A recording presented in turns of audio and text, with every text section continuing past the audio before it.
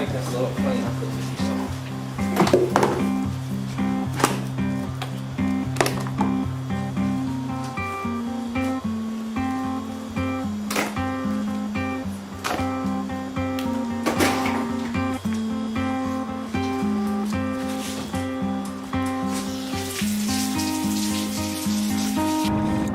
Got our meat and we're gonna eat good, y'all. We just cleaned up our deer. I ended up getting the back straps out, the tenderloins, which is my favorite part. So we're gonna cook those up tonight with Stephanie. And the rest of the deer, I'm just gonna take and get done into hamburger meat. Me and Steph use a ton of the hamburger meat because you can just use it in lasagnas and different types of pasta and eat burgers a lot. And I just like to eat the patties by themselves. So we're gonna go take this to Eddie Ray's, where I've gotten all my deer sausage done, and they mix their meat with some brisket fat. And they actually are like a barbecue place, so they have leftover brisket, and so it's just the perfect little touch on whitetail, because whitetail don't have a lot of fat. All right, y'all, we are here at Eddie Ray's, right off 35. And we're gonna be taking home the loins and the back straps, and we're gonna be leaving some of the brisket meat, the neck, the leg, some of that stuff with them, and they're gonna make some delicious hamburger meat. We'll take it on in, and then we'll take the steaks and the loins back with us. We are left with just the nectar of nature. The amazing backstrap. We're all familiar with that one. Sometimes this gets looked over right here. This is a tenderloin. There's two of them. It's basically on the back, the hamstring area. But you can even tell when you are cutting this out, it is just a very tender piece of meat, and it is my favorite piece of meat on the deer. So I usually eat those first as a special treat. As a hunter, you get to enjoy that. And we're gonna take these loins and cook them up tonight with Stephanie, because it's just a special treat. I feel blessed that we actually got to recover the deer. I didn't make the greatest shot. It wasn't terrible, but having that deer duck and then arrow goes into no man's land and then goes away, and you just feel terrible. I mean, it sucks. So I'm glad that we have recovered the meat and we get to enjoy nature's goodness. What do you think, Emmy? You want to try some tenderloins tonight? A special tasty treat. What do you think? That means Daddy got a deer. Daddy did get a deer. Put your hands in the air.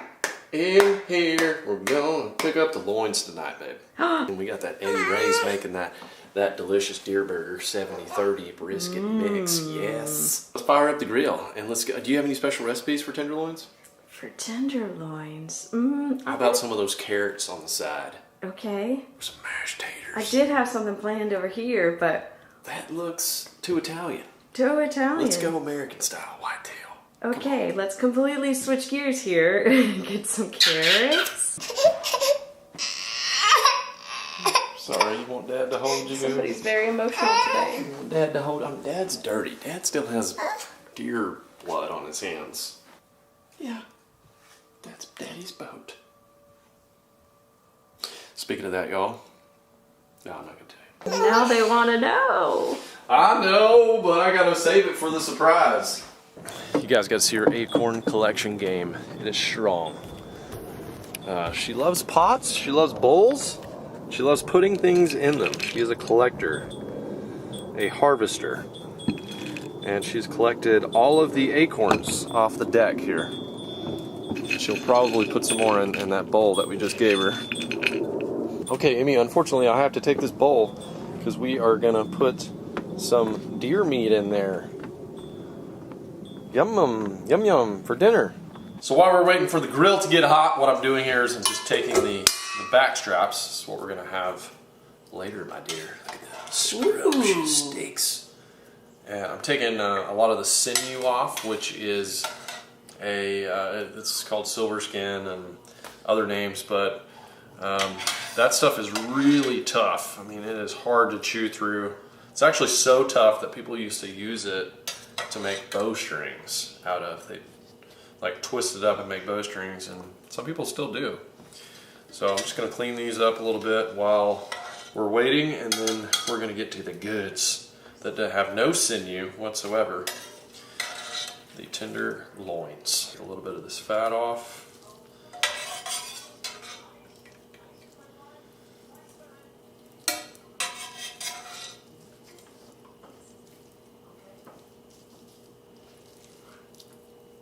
What did you think of the first time you ate whitetail, honey?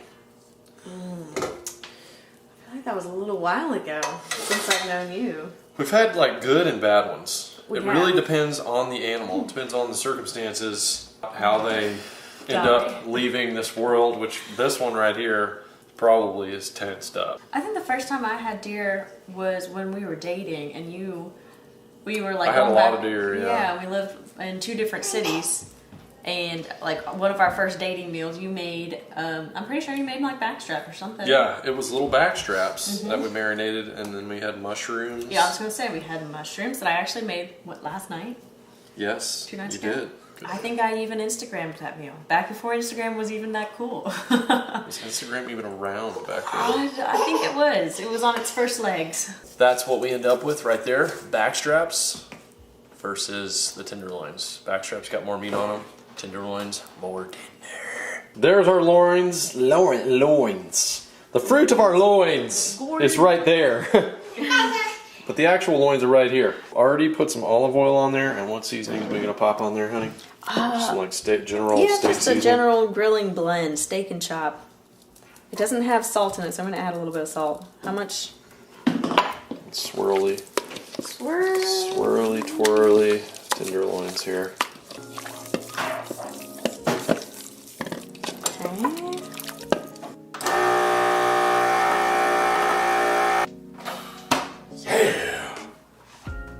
That's the sound of food saved.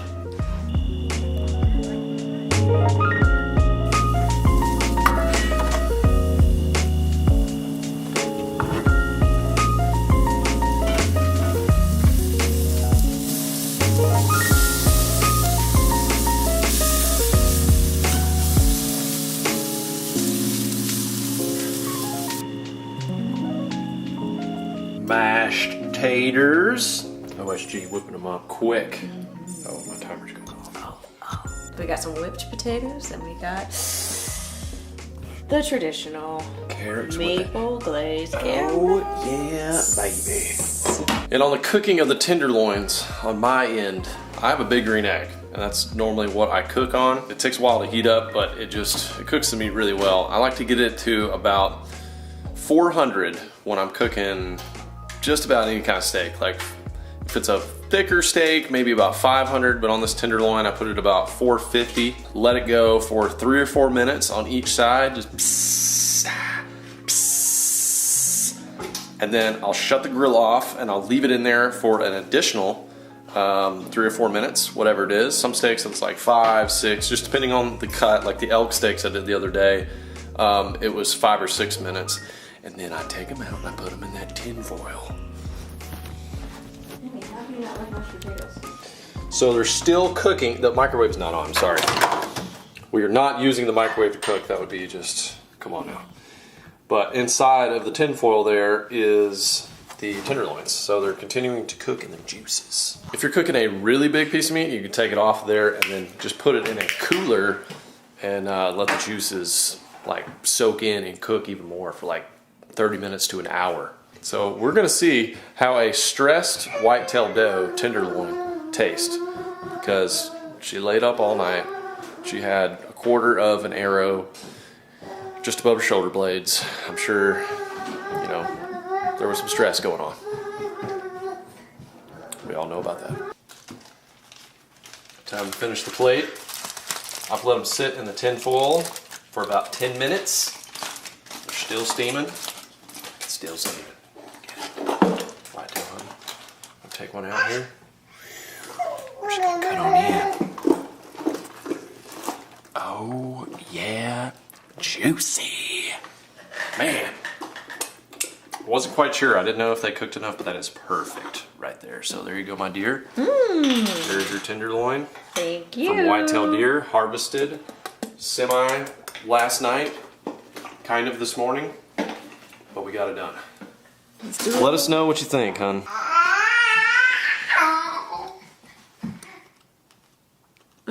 chewy. Is it? A little bit, but it's not bad. It's chewy. I think I would have expected it to be a little bit more chewy, but it is a little chewy. Okay. Stressed. Let's try this one. Yeah, it's a little chewy. Wow. I'm trying to figure out what the formula is to get a really tender deer, because I've had some that are great. I think. Wow, you're really working on that cutting.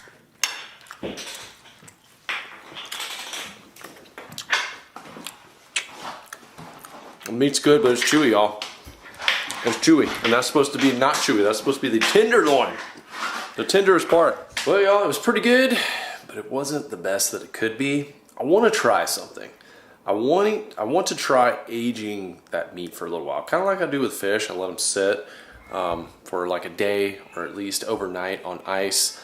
I have the opportunity. I'm coming up on another hunt really soon that I'm gonna be hunting a place that has a walk-in freezer, and I've already asked the gentleman if I can let my deer hang in there for an extended period of time, like 3 to 5 days, and then come back and really see how that makes a difference in processing the meat, how it's going to look, how it's going to taste, everything. I want to walk you guys through that, because this one was like complete opposite. This deer was alive and kicking like 6 hours ago. So I think that plays a role, but I am glad that we got to recover the deer, and I got to spend some time with my boys, Outlaw and Mullet Man. Their channels are going to be linked down below as well. They're continuing to hunt while I'm going on another hunt in another state, so you guys can go follow them. And if you want to stay tuned for all the hunting this season, you know what to do. Just go ahead and subscribe right here to the channel. Hit the ding dongs for all the notifications. And I got another surprise with the boat really soon, so y'all keep it locked right here. God bless you, and I'll see you on the next one.